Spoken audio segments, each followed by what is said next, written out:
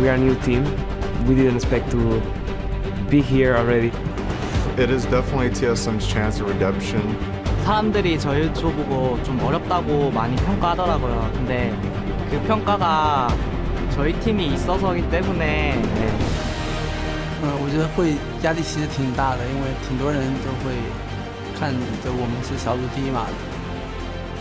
저희들이 가야 되는 목표는 여기에 있고 저희는 딱 이 바로 앞에 있는데 저희가 엄청나게 큰 문제를 해결해야 되는 건 아니에요.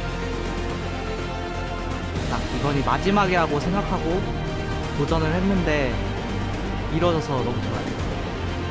我们队伍的粉丝们都希望我们队伍能在这比赛取得冠军。 Qualifying for World was the biggest goal we had for this year, and we did it. We just want to perform for our teammates. We don't want to perform for anything else. The hometown heroes strike first blood. Cloud9, they will take down the #1 team from the LMS.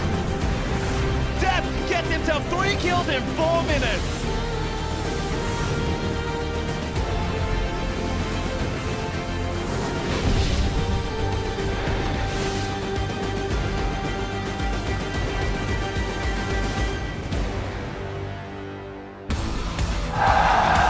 Ladies and gentlemen, welcome back to Le Doc Coleman in Paris, France, where after just 1 day of competition, the 2015 League of Legends World Championships are in full swing. And as you can see, the fans are just as excited today as they were yesterday for another 6 full games of action. And just moments ago, Dyrus and TSM were readying up for the first game of the day. They'll be facing off against KT Rolster, who are also getting into gear at the last possible moment. Origin will follow them on stage, and there, of course, you see Aranea and Expeke going over last-minute strats. Here we see Koma and Marin. They'll be showing up a little bit later in the day, so just relaxing as of right now. Everyone's eyes are on the big prize, the Summoners Cup.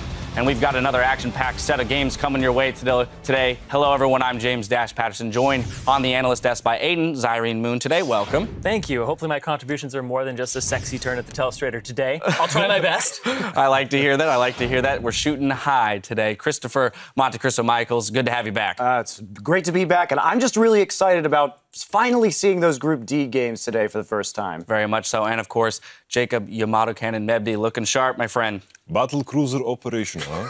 There it is. Well, our 16 teams from around the globe continue to fight for position today as the world's group stage unfolds. Yesterday's opening day left us with a lot to talk about, with some strong showings across the field of teams.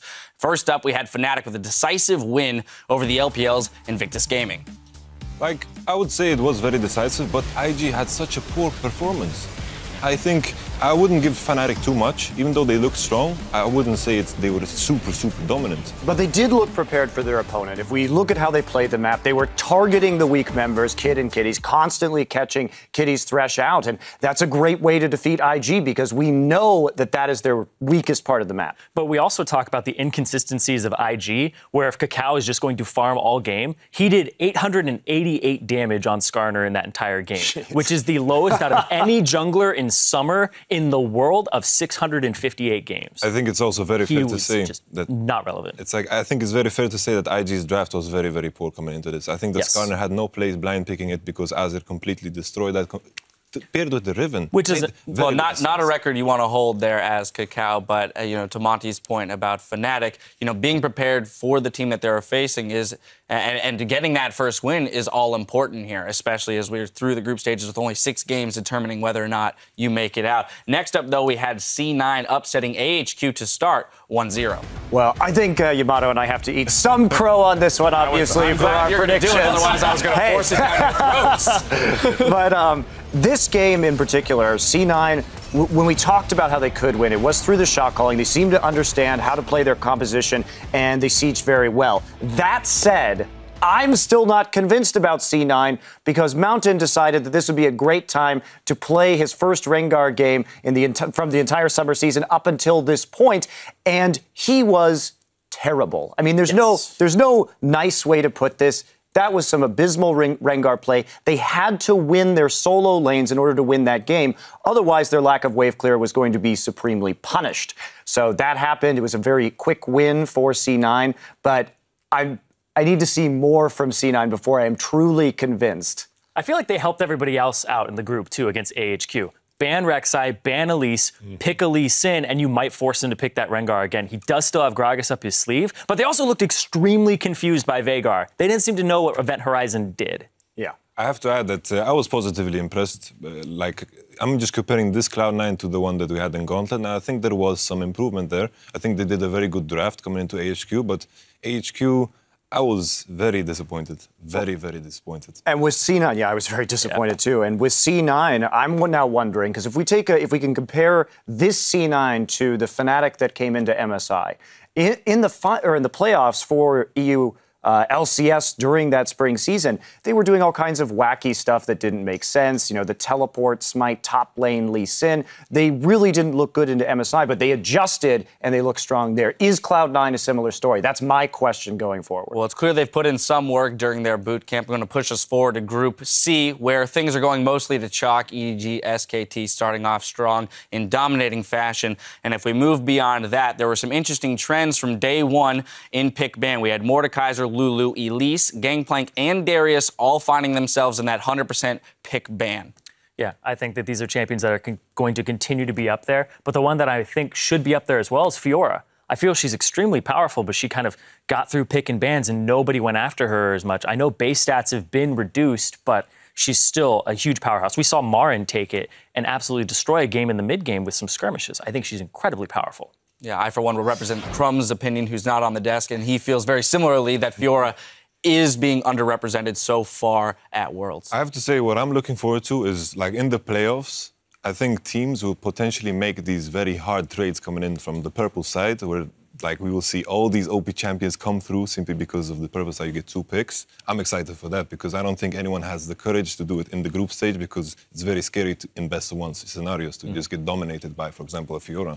All right, well, with each team in Groups A, B, and C having played once, here's how they stack up. In Group A, North America's Counterlogic Gaming and Korea's Coup Tigers are 1-0 over Flash Wolves and Pain Gaming. Fnatic and Cloud9 are on top in Group B over the LPL's Invictus Gaming and AHQ from the LMS. And in Group C, SK Telecom and Edward Gaming bested Europe's H2K and international wildcard Bangkok Titans.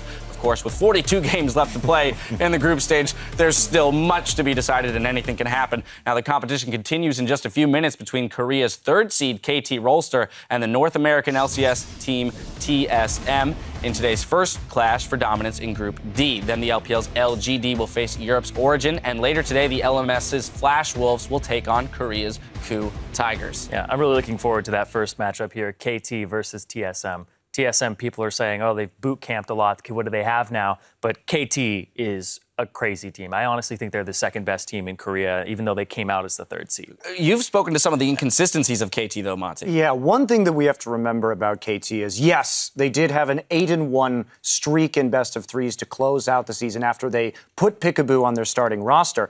But over that 8-1 period where they only lost to SK Telecom, they also dropped games in best-of-3s to the 3 lowest-ranking teams in Korea. So I'm sort of the opinion that anything can happen with this team in a best-of-1 scenario, and if they don't get ahead early, they often don't get ahead at all.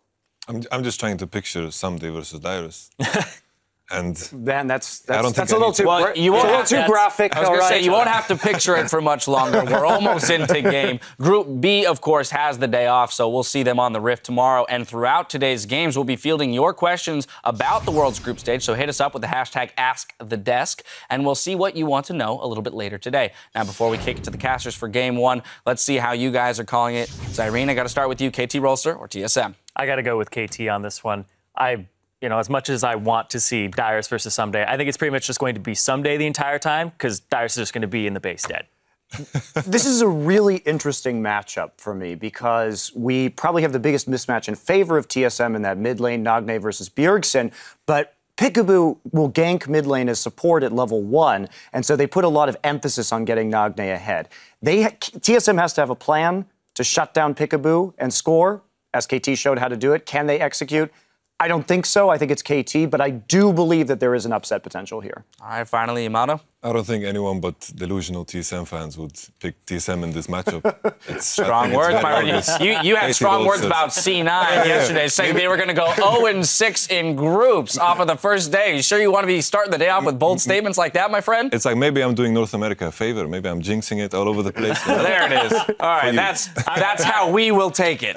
All right, well, the stage is set, and we're about to step inside the arena for Game 1. As we go, TSM's story has changed from a team that has dominated the North American region to a group that's looking to prove they are still a force to be reckoned with. 당연히 TSM이 지금 보여주고 있는 것보다는 훨씬 더 잘하는 팀이고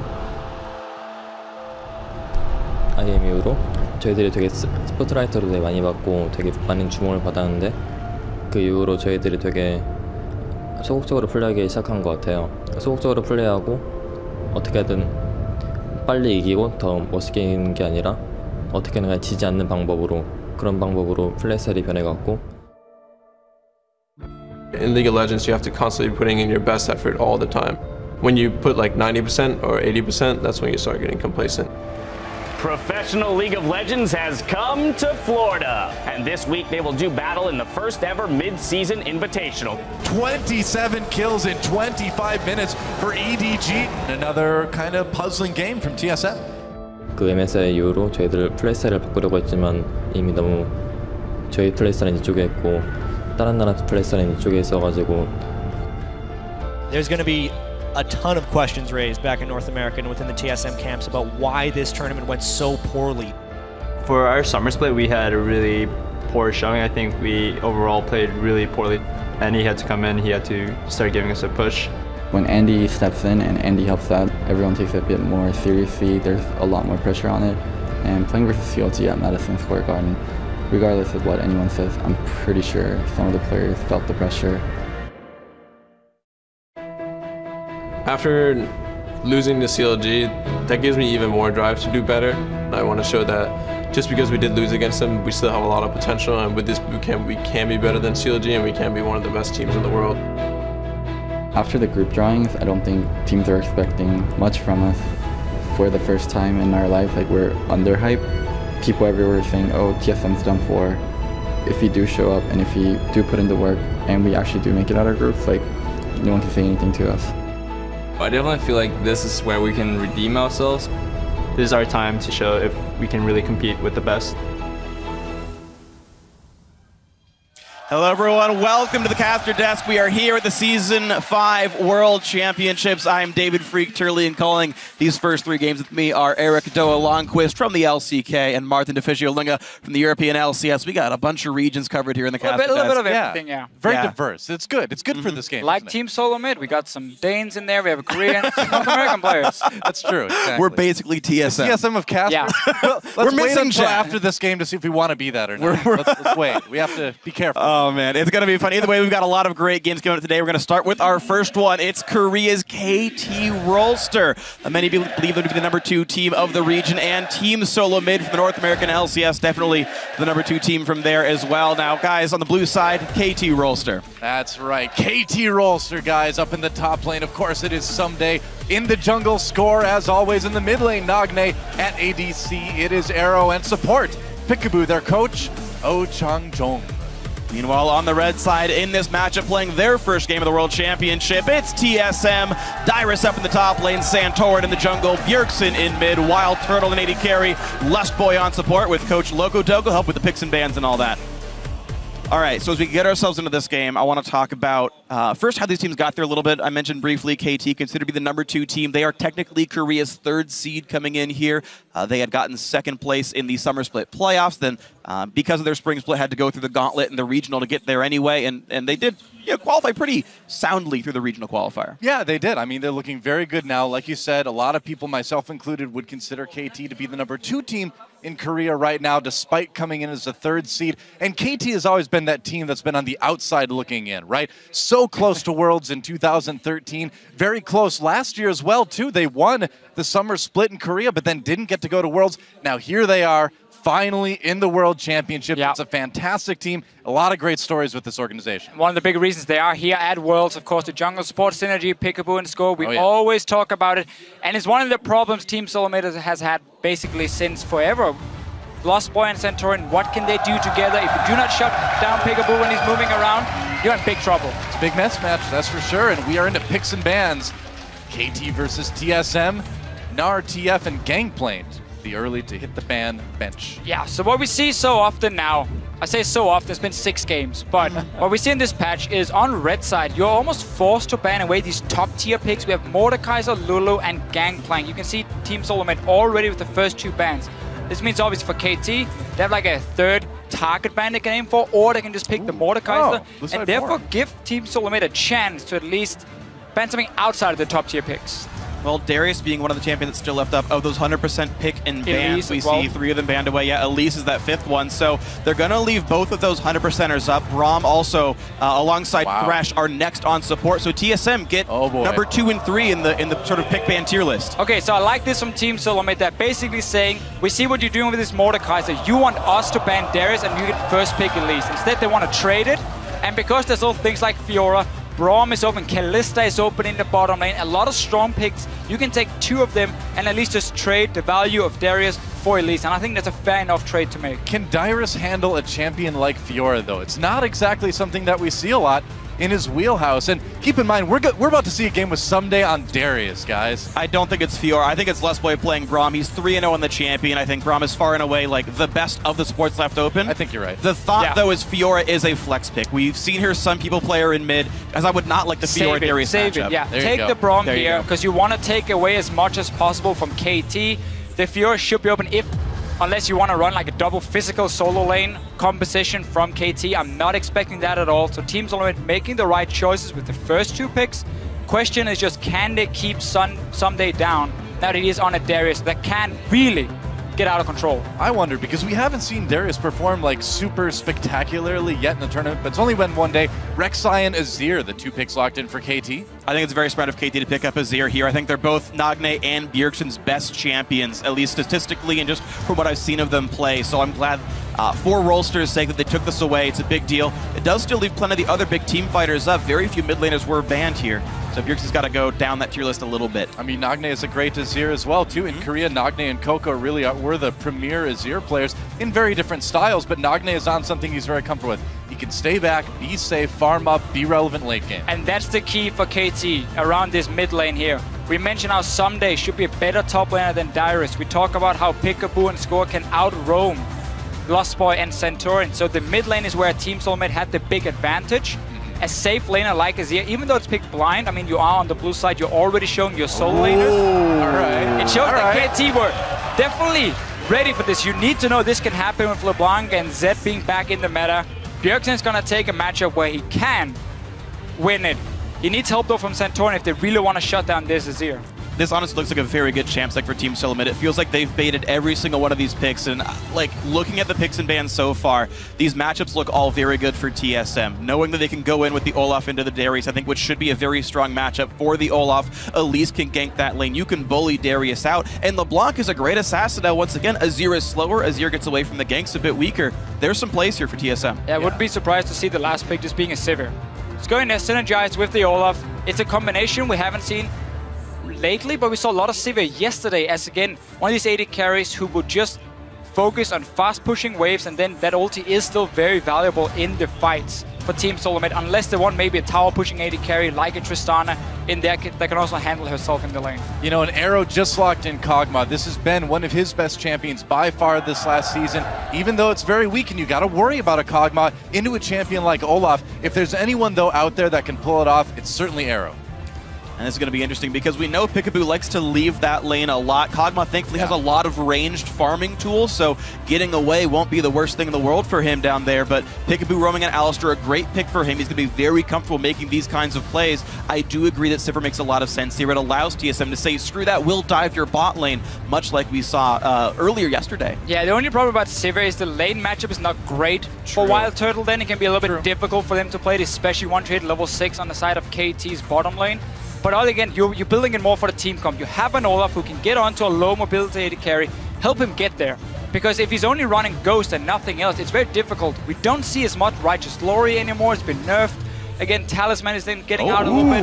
But it seems like Team Soulmate are really looking for a lot of skill matchups here. They're not afraid to dance with KT. I guess so. That is a bold pick for Wild Turtle. You know, ADC has been pretty criticized about his positioning, his mechanics throughout a couple seasons now. Yeah. Bringing in that vein, it's going to be interesting. I only played it exactly once this split, and he did win on the champion, so TSM feeling comfortable on this one. And it feels like whenever we get to these big tournaments, there are players that really do well on this stage and players that really play up to their big sort of expectations here. Wild Turtle had one of his very best games on his very first game on TSM when it was like, look, you can replace KX here if you show up. We'll see if he gets that kind of performance here today. I want to see Team Soulmate, though, punish up in this top lane. Olaf is a very strong early laner, and you have Elise for that early game gank as well. Do not play around Bjergsen in the first few levels. There's a cleanse on the Azir. Try and shut down the Darius. He's not going to run anywhere once you get onto him, and maybe try and snowball your side lane for once. Yeah, like I said, I think that matchup is very good. Just the mechanics of the matchup itself, right? Olaf is going to run at you. He's got slows, and you can even pop the ulti to go away from a lot of things. The fact that Darius is so weak to chain CC and so weak to all the hard crowd control that can come through here, I do think Elise plus Olaf can be very strong. Dyer's been putting in a ton of practice over the last couple of weeks, so maybe we'll see him play up to Sunday's level. It's a tall task, but I think that is what's up here for Dyrus. You know, we see a very comfortable composition for KT as well, too. They've got a safe ADC for Arrow, and they can play for the late game like they prefer. We'll see if that's going to happen now, guys. As we load into the game, let us know who thinks got the edge in this one. Tweet at Elevable Esports with the hashtag TSM win or hashtag KTR win. We will see who you guys think is going to come out as we start off day 2. KT Rolster versus Team Solo Mid. Both of these regions are so far undefeated in the World Championship, and either Korea or North America will end this game 3-0 across 3 teams. TSM, the major underdogs. It's a high-stake match for both of these regions. And how about this, man? Korea 3-0 early on in groups at Worlds. Maybe not a big shock, but NA is stepping up. I mean, it's been LMS team so far. This would be the biggest win yet. I love this like team flare spam stuff, by the way. This is awesome. Good Tigers had the best one yesterday. Oh, After they did. Aces, all 5 running to Baron. Look beautiful. Yeah, definitely. Early on, though, Team Soulmate might look to have a lane swap here with Wild Turtle and Lost Boy, send them towards the top lane, have the Vayne sit in her own lane, get a few levels under her belt. We've seen a lot of teams try and lane swap on the Darius pick. Again, it's very hard for him to sit and farm on his own. He doesn't really have a whole lot of ways to get in safely. He just has to like spin that axe and hope he can last hit a minion or 2, and people simply try and delay his build. Yeah, I mean, we haven't seen someday on this championette. Obviously, when the patch came out where these juggernauts got buffed, that was after Korea had already finished their League of Legends before Worlds. So it's going to be interesting. We're going to see how he can perform, but he's kind of the ultimate carry top laner in Korea right now, so I'm not too worried. Right now, we saw Dyrus show himself in the top lane where there is a ward, so he was pinged by KT. I'm not sure if TSM were aware of the ward being there, because he then snuck out around it, so maybe trying to bait it a little bit. Some mind games early on from Team Soulmate. There's a couple things that can happen here, especially if top laners like to start a camp early on. I've seen people will undercut the wave like Peekaboo's doing right here, and it really messes with the freezing capabilities. This will guarantee a freeze for KT, by the way. They've already piled the minions up. So already an interesting level 1 that I haven't seen before, actually, the support pulling the wave like this. Arrow and Peekaboo will have a very easy time getting this Gromp, though. But obviously the map is completely divided. It also means KT can just start and take away everything on the top side jungle for themselves and not show anyone in the lane before minions were coming down anyhow. But same for both teams. Dyrus was showing himself on the top side. They do take a camp though for Wild Turtle and Lost Boy, so they will have to push this wave. But that's where Olaf comes in very handy. Because let him take a bit of damage in the jungle, make sure that passive really kicks in, and then get him onto these towers here, and he can take them down so fast. And 10-15 seconds matter quite a lot if you want to fast push in terms of how quickly you can turn back down to the bottom side and how much CS you can deny from the enemy top laner. And they even made sure Dyrus took some damage. The bonus attack speed will help him clear that even faster, and we contrast that to the freeze that was initially started by KT. Here's the completely standard North American LCS turret push. Every team does this. Yeah, they are going for a very fast turret, and it doesn't look like there's anything really that KT can do to stop this right now. Maybe a bit more pressure on the bot lane. Yeah, but by contrast, they didn't pull a top laner or jungler over, so even though all these waves are getting denied, essentially the equivalent of a freeze, TSM gets so much more turret damage down. Yeah, this is KT not reacting properly, in my opinion, when they see this fast push, because the problem now for them, they're not freezing. The only other play they can really make, unless they send members down to try and smack down the tower, is bounce it back from the wave and just let it freeze down. Just accept that you lost the tower, but at least you get a frozen lane for your AD carry, because TSM is already killing the tower. They can send down a guy to this bottom side. KT is just very delayed. They do, however, get a little bit more farm between top lane and jungle, but we saw Santorin just sit in the jungle himself and solo farm all the time. Well, the real question is, once KT starts trying to get into the enemy jungle, you know, what's TSM going to do to stop it? I mean, they need to keep Peekaboo and Score out of their jungle. Well, having Elise is a big part of that for Team Soulmate. That's why they were happy enough taking a trade saying, you will get Darius for someday, we will get Elise for the early game for Santorin. So if you want to fight 2v2, we're ready to take it. They will not be able to get this tower. KT kept pushing the waves in, but there were only 2 members. Well, TSM's picking different lanes. They're not sending the Vayne and the Braum down there. Wild Turtle's heading to the top side, which means Dyrus and maybe some help will be holding that turret. Well, Dyrus now in the bottom lane. He will be able to pick up quite some farm. He will get solo experience, and even if he loses the tower, it's not the end of the world for Team Soulmate because he's getting solo farm, while top lane, 2 versus 1 and no backup for Someday will be very difficult for him to pick up farm. So this is basically TSM saying we can guarantee experience on Dyrus at least because he has a tower for safety. Someday does not. So he has to either have jungle help all the time or he has to just back away. Well, I mean, this is one of the ways that you keep Score and Peekaboo out of your jungle. You give them something else to worry about. Specifically, you give Score something else to worry about. He's got to kind of babysit Someday right now, and that's making it go a little bit TSM's way so far. And he's already unwilling to babysit him. You saw the Darius recall back. Wild Turtle is solo freezing the top lane. He gets that standard Vayne freeze that AD carries love while still getting the turret gold as well. Someday has to roam and try to make plays. We have to see a 4-man dive on the bottom side for KT. That should happen right now, at least for Dyrus. The way they're doing it, they look for Dyrus. Team Soulmate is reading it really well here, saying, okay, we've just seen Score move. We see Darius in the mid lane moving down as well. So we know exactly what's going on. So the best for KT now is just take that bottom tower and make sure that the Olaf does not get more farm and experience. Yeah, looks like that's what they'll do right now. Someday Score lurking in the tri-brush. Dyrus obviously knows Score's around. They get the turret, so that ties things up gold-wise and turret-wise at least. But where do we go for a Oh, Dyrus has to be careful about where he went. He just took a bunch of damage, but Bjergsen in the mid lane with his team coming in, flash forced away from Nagne. Manages to make it out. That Cocoon coming in just at the end, but it wasn't quite enough. So 2 side lanes now are both pushing towards Team Soulmate. Up top, we have seen Wild Turtle freeze for quite a while now. And then this wave here with Darius going down, Darius might just try and shove it out, but they're going to go for it. He's getting a bit greedy. Little bit of trouble here, maybe. No level 6. He's got no ultimate. Gets knocked up. He's in a lot of trouble. And that will be first blood going to Someday. And that is exactly who you do not want to get the first kill if you're TSM. Yeah, they did so much to try and shut down Someday in the start. Gave a frozen wave to Wild Turtle. Deny him CS. KT reacted properly. They went all the way down to the bottom side. And Dyrus should just have stayed back. Because you knew there were so members, exactly. Yeah. You knew there were so many guys on the bottom side, and he gets punished. It's a bit surprising. Bjergsen doing what he can in the mid lane. Nagne, though, behind in farm, trying to keep up as best he can. But this is perfectly fine for Nagne. He's used to being down in CS and lane. It's just kind of how he plays the game. Just wants to stay safe and be relevant later.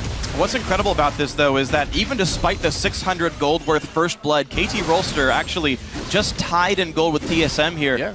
Soulmate are the only team at this tournament to normally have a gold deficit at 50 minutes in their region. We're halfway there, and TSM actually holding equal is better than their average early game, to be completely fair about this one. Up against KT Rolster, at least it bodes well. It's a promising trend for TSM, though, of course, there's so much more to play in this game. Well, I'm a little bit worried about Dyrus on the other side, though. I mean, he's still down by a lot of CS. He's down in levels. And now that he's in the 1v1 versus Someday, he's got to be pretty careful. I guess Wild Turtle did show up.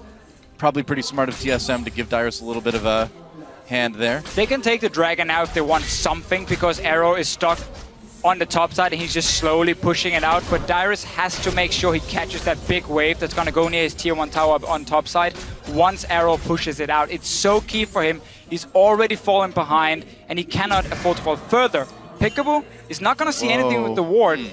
TSM heading for a 4-man dive on a Someday themselves, but of course Peekaboo is here for the defense. Bjergsen is coming as well. He's got some, yeah, Score is there. 3v5. There's a lot of people down on the bottom side of the map. Is TSM actually going to go for it? That turret has a lot of help. Nagne moving down. Here comes the wave. They're trying to clear gets aggroed too early. Comes with the knockup. Plusboy takes a lot of damage from the turret. Someday gets slow, gets taken down by Wild Turtle. The melee continues, so Emperor's Divide used. Santorin flashing away, and it looks like at the end of the day, only Someday going down.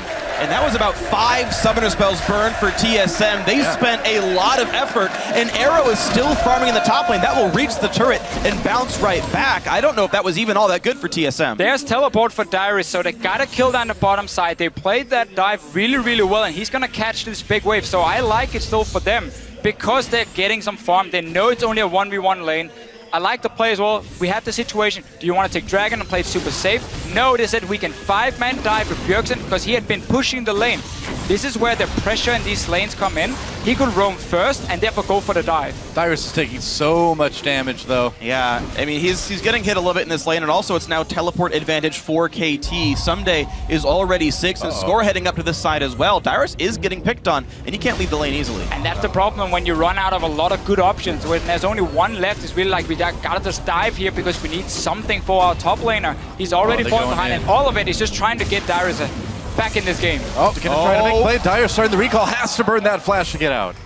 He didn't actually have to. Score had no way of actually getting the unburrow underneath, but scary, man, when a big monster comes out of the ground. I understand the decision there by Dyrus, but just technically, even though it does give the red buff away, KT has control, and this is interesting. They're actually playing the top side of the map, knowing that Someday can get up there. And KT, instead of playing for Dragon, are playing for Arrow. Well, it's beginning, guys. What are we seeing? Peekaboo and Score getting into the jungle, forcing people back.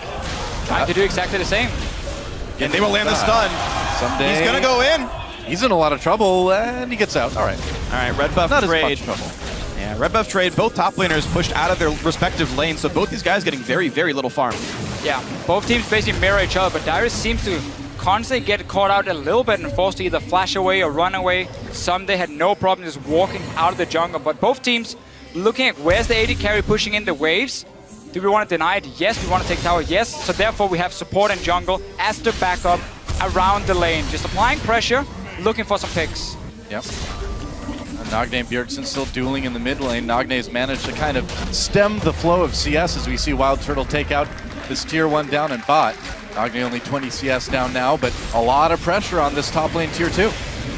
Look at this score. 4 guys heading in. TSM did it 3 minutes ago. KT says, we can do it too, and beautifully executed. Wow. No summoners lost from what I can tell. Much better dive by KT. So really KT was simply about 10 seconds ahead of Team Solo Mid. By the time they took down the tier 1 tower, pushed in for the next one, they could go for the play while Wild Turtle was still busy on the bottom side, hadn't recalled yet. They knew it was a safe dive. And we see so many tower dives in the early game in this meta here.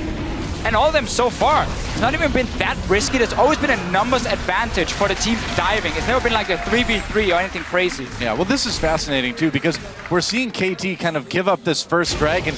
We're really in a very different meta now. And so the question is, you know, who's going to adapt better in this tournament? KT trying to show what they've got. Nagne taking a lot of pounding in the mid lane. Still okay for the moment anyway. Well, that's what's so interesting about this game is it's an extended lane swap. TSM went back to the lane with the turret death when they first knocked it down. This game has never had a heads-up 2-on-2 matchup, including the AD carries and supports. And so based on where you are in the map, that dictates which objectives you get. TSM get the first dragon, and they keep the gold basically identical here. And if we think about it, Team Solo Mid has never really been known for having a great 2v2 bottom lane with Wild Turtle and Lost Boy. So hiding them a little bit is a smart idea, and at the same time, they try to shut down Someday as much as possible by sending Wild Turtle back and zone him off the creeps, forcing him to go on all the way to the bottom lane. But Dyrus has just been sacrificed a few times. So KT has found openings where he stayed for too long, and then they just managed to get kills onto him, which has been important for them in keeping up in gold. Do you feel like we're seeing kind of more of the same Dyrus, like you said, sort of sacrificed? Well, TSM has just played so hard around their AD carry. I mean, both teams really have. Someday hasn't gotten a lot of help from his team. He's been TPing in to get ganks for Arrow. I think we've just seen a difference between the two top laners. Someday always seemed to know when he couldn't stay and just walked away and didn't risk getting killed. That's a good point. Where Dyrus was more staying in lane, trying to either push it out or stay on the tower. knowing there was a chance of a 4-man dive, and that's why he's died twice. Yeah, very true. Now I think we're going to see the focus shift for KT down to the bottom half of the map. They've gotten what they need to do on top. The problem is there's nothing to do down there. All 4 outer turrets on the side lanes are already dead, and Dragon's gone for the next 4 minutes. Arrow has a little bit of time to go till his Trinity Force comes in, but unless they try to siege down mid, which to be fair is possible, there's nothing to fight for unless you really want to commit down to a tier 2 turret. It's some fairly unreliable wave play from Team Solar Mid. It's just Bjergsen who can like jump into the wave with distortion, and you can never do that if a team is already sieging.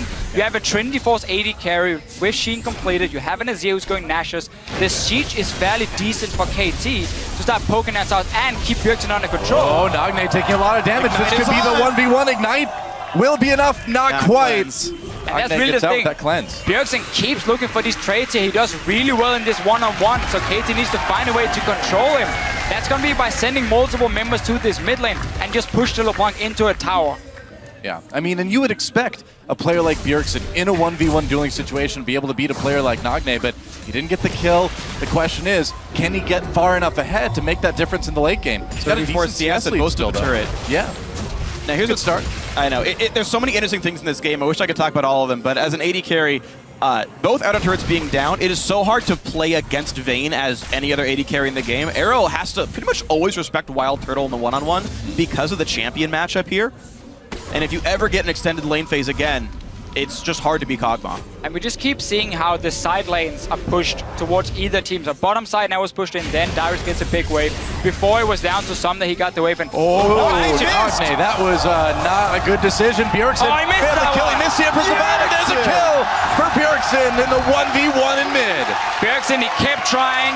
This time around, there was no summoners in the mid lane. He gets another engage and some misplays come in from Nagne. But in the end, Team Solo Mid, we highlighted how this mid lane matchup is where they can really get far ahead, and Bjergsen has been on fire so far. I gotta say, Nagne's looking a little bit flustered in this mid lane now. That was a pretty poor duel we just saw from him, and you can't do that against a player like Bjergsen. He will take every advantage he can from every tiny mistake you make. EU mid laners, man. In NA versus Korea, the EU mid laners reign supreme. It's a global game. Let's watch this one again. This is the E, wants the shield from it. Bjergsen somehow lands the chain while Nagne's moving, and then again, Bjergsen expects the ult or something, but happens to walk around the side to never get CC'd. I thought maybe he expected someday to get there a little bit quicker too. That could have been part of it, but either way, not the strongest play we've ever seen from Nagne. But due to Team Solo Mid keeping the Vayne in the side lane, keeping the Olaf in the side lane, catching farm, pushing waves down, they force KT to respond and defend those side lanes so they cannot group on Bjergsen. And as we mentioned before, use your Azir, use your Trinity Force AD carry to start pushing in and just avoid this one-on-one. That's going to happen again and again. So far, good job with the 1-3-1. You know, the biggest thing to me is when I look at the minimap right now, what I don't see is wards on TSM's side from KT.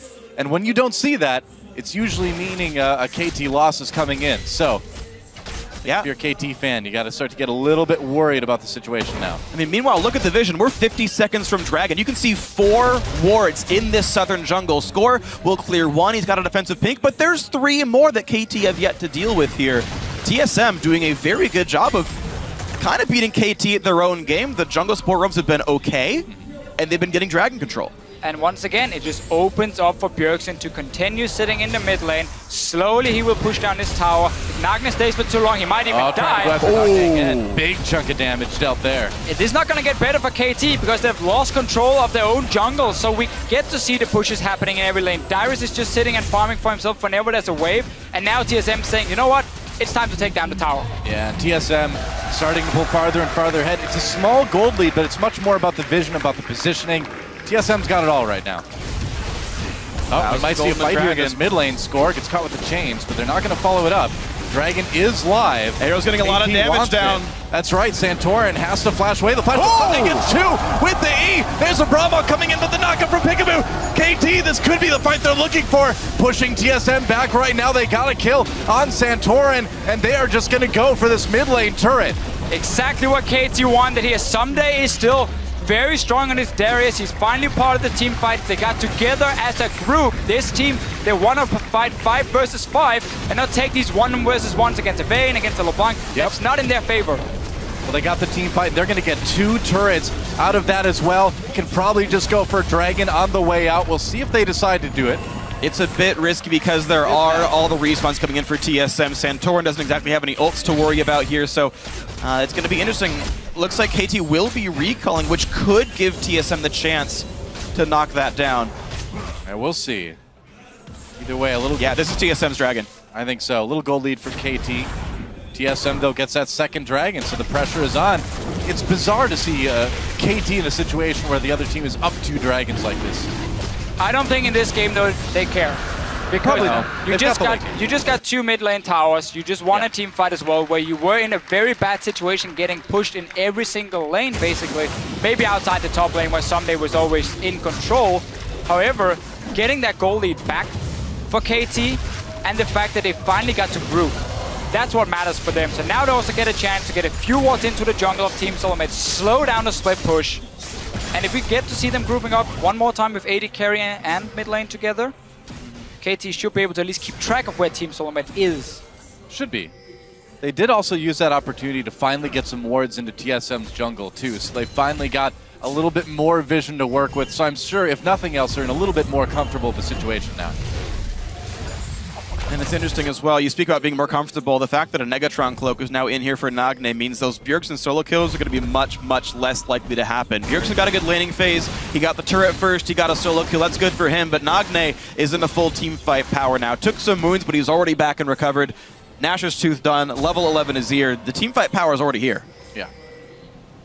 Definitely is. And Score, going into the jungle there, Bjergsen's got an eye on him though. And this is very risky for KT because the mid lane once again is pushed down so far.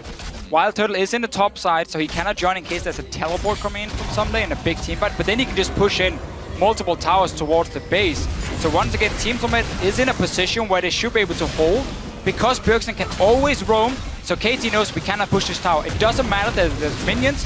If we do it, we might just die to LeBlanc. You know, one thing we haven't mentioned yet is the blue control that KT has had for a lot of the game. They've been able to get a lot of those blue buffs. Yeah, good steal by them. And this was, again, just where the people were sent around the map. Wild Turtle sent to the top side, the duel up against Someday, who has teleport. He can always show up on that bottom side. TSM has to respect that. And in fact, we saw a second ago, Nagne had run to the bottom lane to try to defend a top turret. They thought TSM was pushing, and that actually wasn't the case. Wild Turtle's just on an island. He's just getting farmed. They're not really pressuring with him. We're going to see a lot more Vayne, though, in this tournament. With big bruisers like Darius, of course, in the meta, having a Vayne who can so easily duel them, or at least avoid getting caught by them with her mobility, is going to be very important. And being able to, again, split up this map and take care of the tanks. I do wonder at what point this Darius pick's mobility challenges are going to sort of catch up with the strength that it has in team fights. Oh, TSM aren't really very good at being anti-melee is the problem. If they had like an Azir or a Victor, being Darius would kind of suck a little bit, but LeBlanc and Olaf aren't really going to punish that in team fights. I think Somebody's going to be totally fine, and this first pick becomes justified as the game goes on. Yeah, I mean, just meant in general with Darius. Oh, sure, This game he's okay, but... There'll definitely be a lot of games. 2 people, man, that's pretty decent. We've seen it already with Darius, how he's been a fairly safe option, honestly, for teams to have over in that top lane. He has a lot of good matchups. It's very hard to deal with him. He heals for a lot more now in team fights compared to before, so even there he has quite some presence, but often it is, as you just said yourself, you need that flash pull to start a fight, so you should never be the main engage as the Darius on a team. There needs to be something else. In this case, Peekaboo is on the Alistar to engage in even a knock-up from Score to start the fight, so they're helping Someday getting there and make sure he can always get onto targets. Meanwhile, new item alert here for Someday. Sterix Gauge picked up for him. It's a big damage increase, and it's a great tank item, actually, with a shield that pops when you get low. But he's not buying items that make him go faster. No Dead Man's Plate, no randoms for the CC. I'm surprised to not see the Dead Man's Plate specifically. That seems to be pretty standard as a second item on Darius these days. Yeah, we talked a little bit about this before the show as well, how some of these new items like Sterix Gauge here is super good. However, it doesn't really give you what you need as a big, low mobility bruiser, in the sense that your main weakness is getting and sticking onto targets for yourself. Like, getting that engaging, that will not help you. Dead Man's Plate will, but it does make you insanely strong if you finally get the one-on-one. Yeah, I mean, my general thought is it's a team game. You can pick champions for their strengths, and their weaknesses get covered by your teammates. Making Someday fast doesn't make him a better Darius. Making Someday unkillable and do 1 million damage makes him the scariest frontliner in the game. And if you can rely on your team to set you up, You've got Alistair and Rek'Sai for some initiation power. Sure. I mean, that's the role, just to be a big, heavy frontliner. Someday we'll do that. You know, another big thing to kind of take note of, I think, item-wise, is that Score's been able to pick up his Aegis now. Talk about making Bjergsen, you know, more trivial in team fights. That's going to be even less damage that he's going to be doing. What's another thing about the changes in 5.16? The Aegis aura went down to 15 magic resist from 20. So for champions like Arrow who aren't getting any other MR, it's actually worse for him. Of course, it's still good for Score and the rest of the lineup who are buying other magic resist items. I suppose. I mean, it's still good. It all helps. I'm just referencing patch changes because I love items. Now, Bjergsen is 14 at the moment. He's going to hit level 16 fairly soon, at least for himself, which is one of these big, big spikes for the Blanc, where he can really start one-shotting the back line. Arrow, of course, is behind him in levels as an AD. Oh, someday. Don't care about that one. Jumping straight back to a distortion. I gotta be careful, though. He took a lot of damage there, and with less than a minute until Dragon, they can't really afford to have that happen.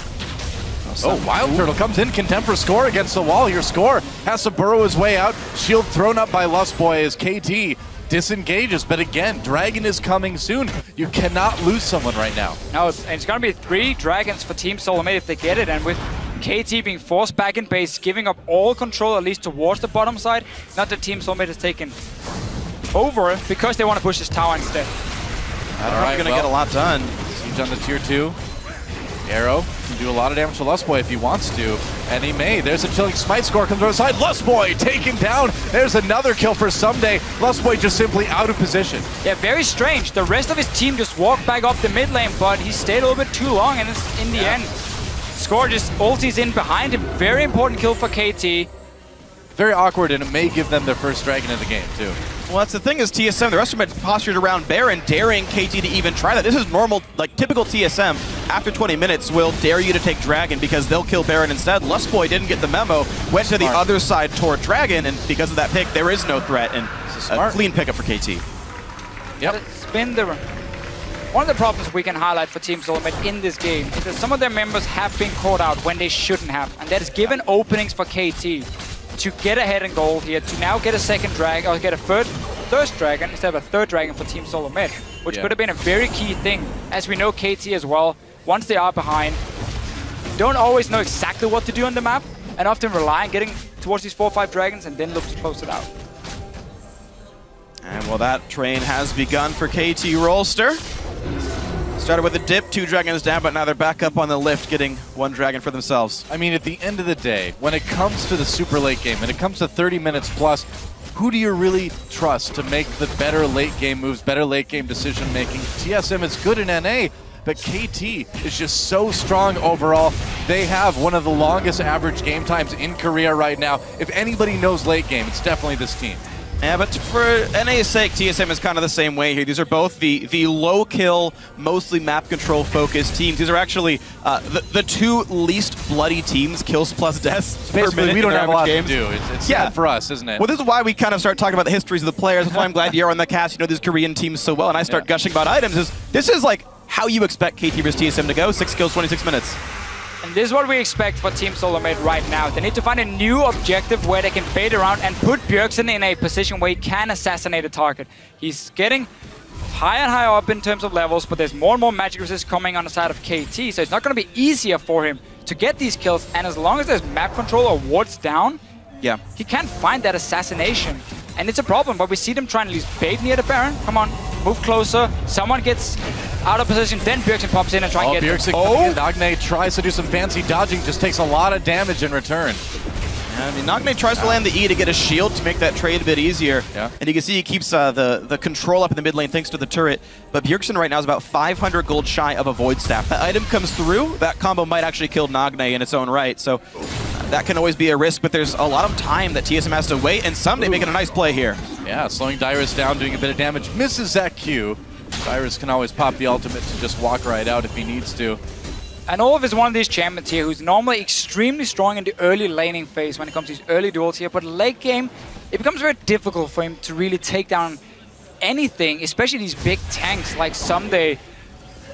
The one-on-one has been very much in favor of him because Someday's been getting the early kills as well. And by him just constantly having this pressure, he will keep control over Dyrus is, and it means KT might be able to make the proactive move. Because again, they're still just waiting. They're just waiting, making sure Bjergsen cannot kill anyone, and then slowly scale up on your AD carry, scale up with your mid laner. Yeah, KT has all day as far as they're concerned. They're actually controlling the minion waves much better as well. Take a look at the farm leads on all these players, aside from specifically Bjergsen, who is ahead considerably. Every single one of the other 4 roles is better for KT, and now Dyrus pops the ult. The slow is enough to get him away just barely, but he's out of this lane. Afraid it might be the end times for him. There's the typical TSM play, though. Right away, they're trying for it, and Dyrus can teleport. Score comes in, too. With that ultimate himself, Nagne coming up, Bjergsen trying to zone him out. We can see on the minimap. Here comes Peekaboo, teleport coming in for Dyrus. Peekaboo goes in for the knockup. No Kog'Maw coming in. Where is Kog'Maw? Someday needs to do the damage. Here he comes, arrow right there. Bjergsen very, very low. Kills coming in for Wild Turtle though, but a double comes in for Nagne and KT. They've got the fight as Wild Turtle caught by Someday. That's 3 kills now. A double kill for Arrow, that's 4. Might as well be an ace because they've got the Baron. Very big mistake from Bjergsen in this fight here. He starts up by using his abilities on Peekaboo, who's parking his ulti anyway. So suddenly Nagne knows, oh, there's no threat of me being one-shot. I can move close and start dealing damage. Arrow obviously comes in fairly late, but because Bjergsen was not a threat to Nagne, he could pick up the kills. The rest of KT comes in. Team Soulmate is stuck in the Baron pit, and then there was nothing they could do. Now, beautiful stuff. KT replying to this Baron attempt so very well. Here comes the Bjergsen combo. Q, E, gets chunked down, dodges away with his W, jumps back in. He's doing no damage whatsoever. And look at Nagne here. He was on 50% HP, and yet he just stepped forward right next to Bjergsen. I don't care about you. You have no cooldowns right now. So I'm just going to take care of the rest of your team instead. So well played from KT, but also, again, a missed opportunity for Team Soulmate. Never, ever focus the Alistar. It's just not worth it when he jumps in. You know, and that's exactly what Peekaboo wanted. He wanted to scare him, wanted to get right in their faces and force that out, and it worked like a charm. Not like an Ari charm, like a different, like a metaphysical kind of charm. A little bit mixed communication as well from Team Soulmate here. Arrow was going to be late, so it could be a 5 versus 4 team fight.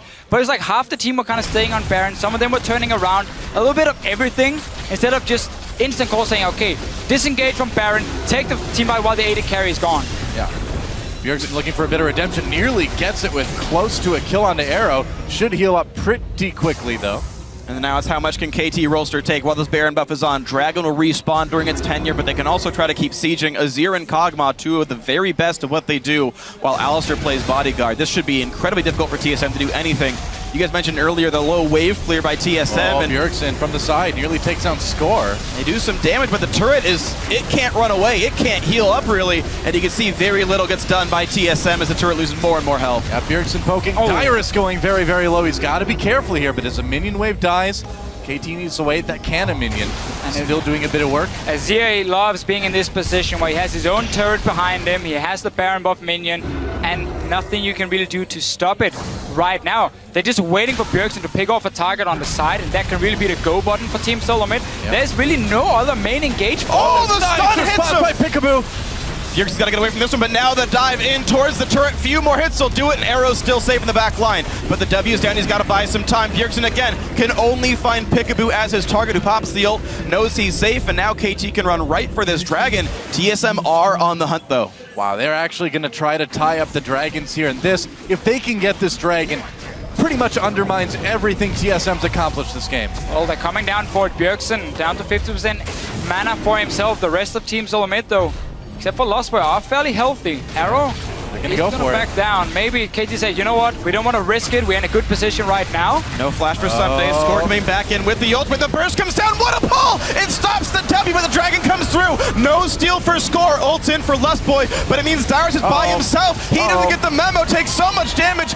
Oh, does not quite get sniped, but TSM does at least sneak the Dragon. Man, Vikings are not known for like running away, but Dyrus, he made it a thing that I think other Vikings will consider in the future because he actually lived.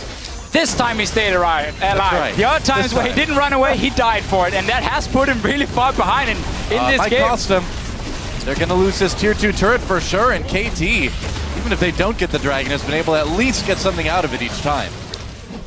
And we got to see an early game here from Team Soulmate where it was clear what the plan was, you know, trying to shut down Someday. We have a strong laner in Olaf. If he can get rolling, we maybe can keep Darius down. However, because of these early deaths with him being caught out on the Olaf, the fact that KT managed to get a few picks other than just Dyrus dying, of course, left and right, kept them even in gold at least. And then they get that first 5-on-5 team fight where the combo or where the composition is so strong. And from there on, they've kind of been in the lead. Because Team Zombie could no longer just put up this 1-3-1 split push because suddenly the map control were evened out. And KT's just been leading the charge from there. And it looked like a lot of bad decisions in a row from TSM. There's Lustboy getting caught, taking the wrong exit from the mid lane after a kind of lackluster siege. Then the Baron attempt where they could have forced a 5v4, came around the wrong side. They're going to go after score here. It's some poke, it's not that important, but TSM again trying to make the exact same play. Can we set up Baron? If they put wards down now, they will last until that respawns. It's kind of the only play left. KT Rolster up so much gold right now. I feel like I've seen this before. Peekaboo comes into the flash, headbutt pulverized Dyrus right away, pops out almost to get away. Lustboy taken down. Another kill for Arrow. Dyrus just immediately had to flee along with Wild Turtle. TSM was not ready, and now Wild Turtle caught on his own. Another kill for Nagne. Disaster for TSM. There's so little they can do now. They're just trying to make some aggressive plays, maybe surprise KT, but it's not gonna happen. KT are in full control. Bjergsen once again looking to see if he can flank and get one kill. Yeah, it doesn't much matter what TSM do here. Peekaboo has been so incredibly good this game. 90% kill participation, practically a perfect score, taking almost all the damage and yet finding picks all the same. The Moby Boots Alistair just not being stopped at all. Again, trying to stop Bjergsen mid-combo, and KT in control of everything. Now, what a great story for Peekaboo throughout this year, too, was the support for SK Telecom, sidelined with wrist issues, quit the team, said, I want to play, join KT, and it was a big part of getting this squad to Worlds, and he is performing at Worlds now. Awesome story for this guy over the course of the year. Every single kill in the early game was him, and of course his trustworthy jungler right next to him. Yep. Walking down and finding Dyrus out of position, getting the kills. And that jungle support synergy is just so key in this meta here, because it's what sets up all these tower dives. It's what sets up the vision on the map. I will say, Santorin and Lostboy, though, were making plays as well at the same time. They just weren't able to find the same openings because Someday knew when to back away. And just to kind of underscore how much Peekaboo has done for this team, the only best of match KT has lost has only been to SK Telecom T1. They have lost to no other teams in a best of series. Since that roster addition, he's been so much miracle sort of work for this team. Even though that was a 3-0 loss to SK Telecom in the LCK Summer Finals, you still see this KT team come in and look so good. But on the other side, TSM, not looking bad at all. It's relatively small things, isn't it, that they need to go back and look at with this game. If they can fix them, they can be much, much more competitive going forward. That's the thing with this World Championship. I feel like these teams are actually fair. Oh, dear Lord, that damage. Whoa, that was a lot of damage from Arrow. So these teams are all fairly close in skill level, a few outliers notwithstanding. It's one or two very catastrophic mistakes that pull the game out of contention anymore. Lustboy getting caught, TSM making the bad Baron call, game blown wide open, and KT no longer having any issues. When you're talking about the world's best, it doesn't take much to separate the wins and the losses. Arrow just chasing away TSM. They've got that ward. Score maybe trying to come in from the flank here. Bjergsen catches him, but he's just not doing a ton of damage now. They catch Someday. They get Peekaboo. Oh, could be back. KT coming in, though. Arrow manages to get the kill. Arrow, this Kog'Maw is untouched, and he is raining down chaos on TSM. There is no threat on him whatsoever. This team has done so well to create chaos in the beginning. KT engaged the fight. TSM can't go back in. Arrow can do all the damage he wants. The front line is doing all the work. Yeah, pretty much, man. Bjergsen trying to make plays. Got a big chunk out of Someday, but that's not going to save this inhibitor. It's not going to save the turret either, in reverse order, I guess. KT still pushing ahead for that win. Bjergsen just desperate to make plays, and TSM needs him to, but they need more than Bjergsen. Yeah, KT now full control. They have been for the last 10-15 minutes. Really just a strong performance to show how you can get back into the game. Because they were suddenly being put in situations in the early game, maybe they didn't expect them, where Team Stormlight had that strategy, and instead we saw KT say, you know what, easy boys. What do we do now? Okay, where do we punish them? Who's out of position? And that's how they kept it even until we got the grouping. So smart game for KT. Yeah, very, I would say, other than a few lost dragons early on, a very typical KT game. You know, it's playing it safe, methodical throughout. waiting for that late game strength, using the vision they gain to make those plays. Yeah, beautiful stuff. So KT Is it taking rush care of time? business.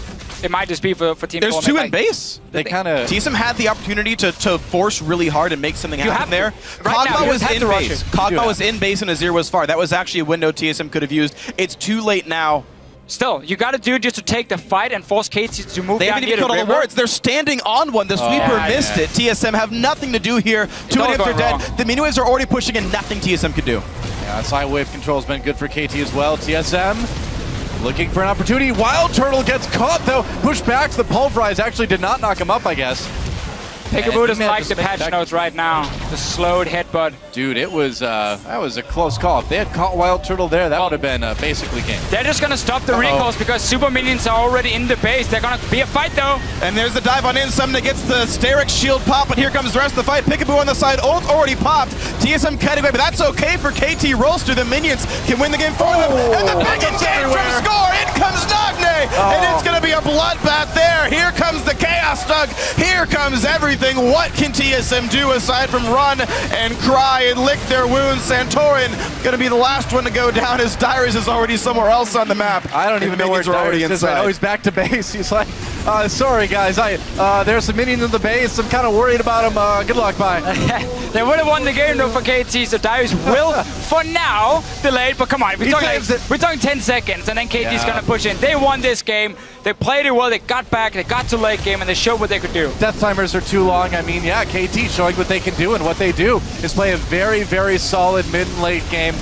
Stayed safe early on, and second inhibitor goes down, and there goes the Nexus. KT will take down TSM Korea 3-0 and a 2-1. Big congratulations there to KT Rolster. They only gave up 3 deaths the entire time. All those pretty much in the early game. Closing this game out was pretty much textbook by these guys. Good job, KT. I saw a very early game focus, composition, and strategy for Team Solomid here. The Wong in the mid lane to apply pressure.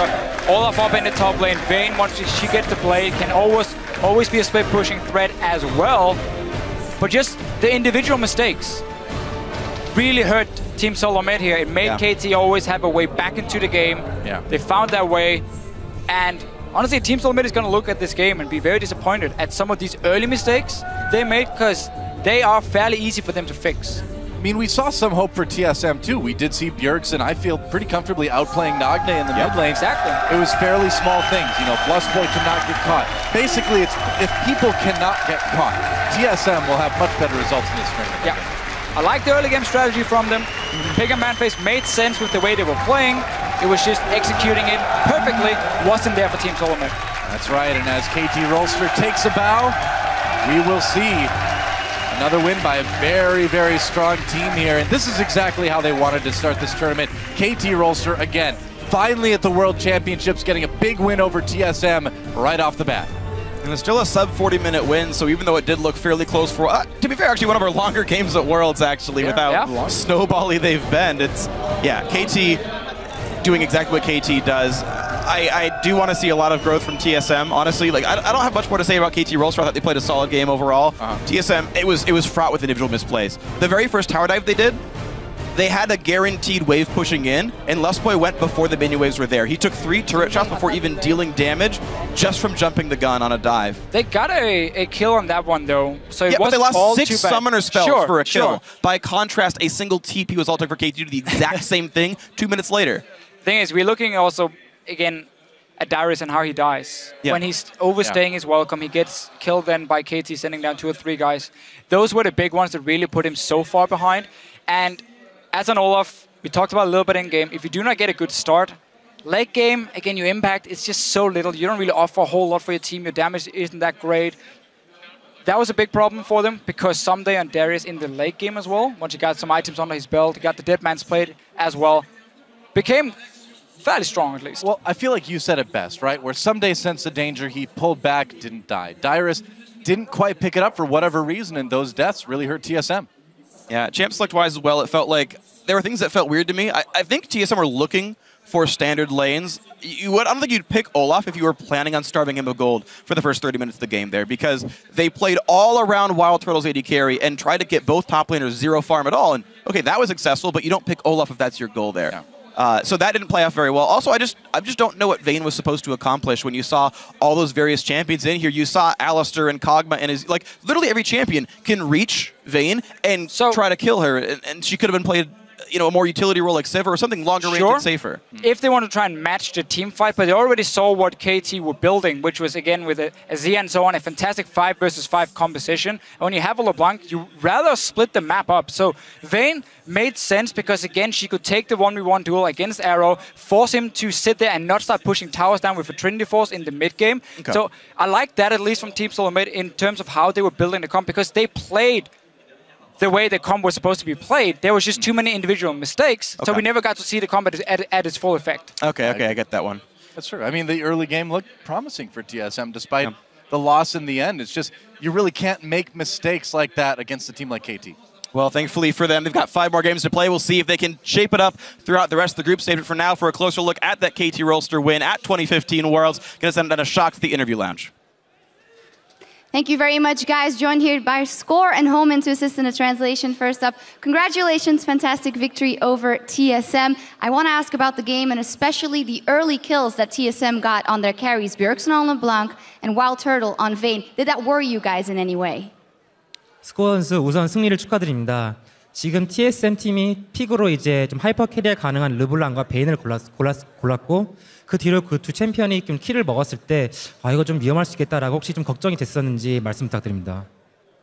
일단 저희 팀도 하이프 캐리인 코고모가 있었고 그리고 그 베인 르블랑이 크는 동시에 저희 코고모도 되게 많이 성장하고 있어서 걱정하지 않고 있었어요. 저희 그 에로우 선수가 코고모를 되게 잘하거든요.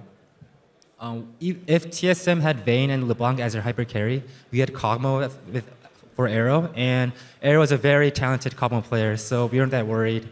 Yeah. Not that worried, and you guys had a fantastic game in the end to close it out. You had a great game together with Peekaboo once again, and you've only been a jungler since this season. Can you explain to me how it comes that you have such incredible synergy with Peekaboo? 스코어 선수는 이제 정글로 전향한 지 이제 고작 막 1년밖에 안 됐는데 지금 같은 팀의 서포터인 피카보 선수랑 엄청난 시너지를 보여주고 있습니다. 그 둘의 호흡에 대해서 좀 말씀해 주세요. 일단 피카보 선수가 들어왔을 당시에 그 전에부터 조금 제가 잘해지고 있는 단계였고 피카보 선수가 오면서 더 많이 저한테 도움이 됐어요. 제가 원래 말을 많이 하는 스타일이었는데 말을 많이 하니까 게임 플레이에 집중을 못했었어요. 근데 피카보가 같이 말을 하면서 이제 제가 말할 거를 피카보가 조금 더 덜어주니까 그 상황에서 제가 실력을 더 많이 늘릴 수 있었던 것 같아요. When Peekaboo first joined our team, that was when I was at the verge of actually getting adopted to the jungle position. And before, I was the only one talking on our team, and because of that, I couldn't really concentrate at the game. But when Peekaboo joined the team, we both divided that role of talking and giving orders. So that really helped me focus on my jungle role. And overall, I think we have a really good synergy together. Yeah, you guys did fantastic in this game as well. Now, this is dubbed by a lot of people as maybe one of the group of death. Yet, you won that first game convincingly versus TSM. Who do you think is making it out of the group? 이제 KT 로스터 팀이 죽음의 조라 불리는 그룹 D에서 첫 승을 거두셨습니다. 마지막으로 그룹 D에서 웃게 될 두 팀은 누구라 생각되시나요? 일단 오늘 지면 당연히 저희는 가능성 없다고 생각했는데 이겼기 때문에 저희는 일단 무조건 올라갈 것 같고 다른 한 팀이 이제 제 생각에는 LGD라고 다들 많이 생각하시는데 오리겐이 될 거라고 생각해요. So if we lost our game today to TSM, I think it'd be a very hard trip for us. But since we won, I would say KT is pretty safe going to the next round. And a lot of people say that LGD has upper hand, but I actually think that Origin has a very good chance, actually. Well, very interesting, and we'll see them playing LGD versus OG right after this one as well. Thank you so much, congratulations, and back to you guys over at the desk. Thank you, Shocks. As Score mentioned there, we will get to how the team has been playing since the addition of Peekaboo and how much better they look. But first, I want to take an opportunity to dissect that early game because we saw a lot of really interesting things come through in the first 10 minutes from both teams. I feel most definitely like the biggest part was like the first 5 minutes, I felt that KT kind of felt lost because I felt they misplayed the early game, but they repaired it very well. And the moment it became standard again, I felt that TSM were just completely lost because the principle in lane swaps is that you put your weaker lane in the wave that is coming in, and the stronger lane that is like the wave that's coming out. I mean, if we're talking about that lane swap, I do feel that the initial tower push was in favor of TSM, but I wouldn't even say, I mean, beyond that very first initial part, I really think that Someday just played it a lot better. You noticed his pathing. He just completely abandoned the top lane, went through the jungle, set up the dive, and you can see KT in that game played a very risk-averse style. They just waited for their opponents to make mistakes. We saw Dyrus taking a little bit more of a risk walking forward, giving up that first blood. And KT is a team that wins the overwhelming majority of their games in which they get that first blood objective. Yeah, and they only take the risk. Like, I wouldn't say they're completely risk-averse because they did go for 2 tower dives. There was that one where there was a tower dive as well that they actually pulled off pretty easily. But I feel like they wait for the situation where they mess up, and then the risk goes down drastically, right? But I also feel like TSM took that risk with the 5-man tower dive bottom. It was actually rather good. I feel like TSM and KT both played a really good first 8 minutes of the game back and forth. Then it just got completely out of hand. Well, let's take a look at that because, you know, it was relatively even, as you mentioned. There were a few slip-ups on the side of TSM, but things really blew open when we got to that Baron fight about 28 minutes into the game. Yeah, and I think this is the big difference here when we take a look at the team fighting. Starting off this clip, we do see Bjergsen here. He's going to use his combo on Peekaboo. Q, but he's already in his ult, misses E, and then W to the side. So the biggest carry right now in TSM, the most fed member, basically has no damage. Meanwhile, Dyrus TP'd into this fight without having his ultimate up because he used it to escape a gank in the bottom lane. And TSM thought they could do this, but KT responded. They had the Rek'Sai just to ult into that Baron fight. They had the TP up. So it was kind of an ill-advised fight. And then on top of their disadvantage from cooldown timers from that Olaf ultimate, they also had the disadvantage of not using the carry spells properly. And there was a big difference. Even though Bjergsen crushed lane against Nagne, Nagne played that team fight so much better. Yeah. You cannot, if you are a Fed LeBlanc, use your spells on an Alistar. That is a no-go. Yeah, spells aside, being absorbed by Peekaboo, Peekaboo played every team fight incredibly well. The one where they were ending up catching out Santorin and it was the hook in from Someday onto 2 members, played that one great. Played that one great as well. Peekaboo, the addition to this roster, changing them around, his mid-late game shot calling and playmaking is what put KT in this spot and brought them all the way here. Yeah, and I've been in the KT house and I've watched them scrim, and Peekaboo and Score, definitely you can see the synergy between these two as a shot caller. They never stop talking. I want to jump in here. TSM had rather low expectations. People had rather low expectations of TSM coming into this tournament. You mentioned that the first at least 8 minutes of the game was pretty solid for them. Yamato, I want to get your opinions as to whether or not they have met the expectations, whether or not this is at least promising for them to have started out with the right macro sense of the game, just needing to clean up more of their individual mistakes. I feel like that when we jumped into this game, the first thing we saw was, of course, a pick and ban. And the Vayne, as we discussed, and Monte Cristo brought up a very valid point with the Sivir, like he should have just picked Sivir there. It would have made so much more sense. Yeah. Okay. Like, what was Vayne doing there? I was like, what? You can go first. Yeah. So if you want to pick a losing matchup into Kog'Maw, because Vayne is going to have a very hard time in that 2v2, well, you can pick the Vayne, but if you're going to pick the Vayne, why not just pick the Sivir? Because you've already committed to losing, and at least you have wave clear. Because the big problem that TSM had is as soon as they were unable to push and TSM got the vision control back over their own jungle, okay, well then KT can group. Who is going to stop the Azir Kog'Maw combo? You can't really get onto them. There's no wave clear. Sivir would have provided that. Sivir also would have provided a way for Olaf to get into that backline. Not that Dyrus ever used his Ragnarok to actually do anything besides run away, but at least that's an option. All right, well, that's going to do it for Game 1. We need to take a quick break, but when we return, it's another Group D clash between China's #1 LGD Gaming and XPEK's Origin. Worlds 2015 continues right after this.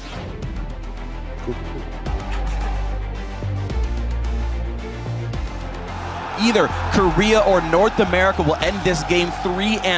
Here comes a wave. They're trying to clear gets out too early. Comes with the knockup. Plusboy takes a lot of damage from the turret. Someday gets slow, gets taken down. Has to flash away. The flash. Someday gets 2 with the E. There's a Brahma coming in with the knockup from Peekaboo. KT, this could be the fight they're looking for. Here he comes. Arrow right there. Bjergsen very, very low. Kills coming in for Wild Turtle though, but a double comes in for Nagne. Can win the game for them. And the big advance from Score. In comes Nagne. And it's going to be a bloodbath there. Here comes the Chaos Dog. KT will take down TSM Korea 3-0.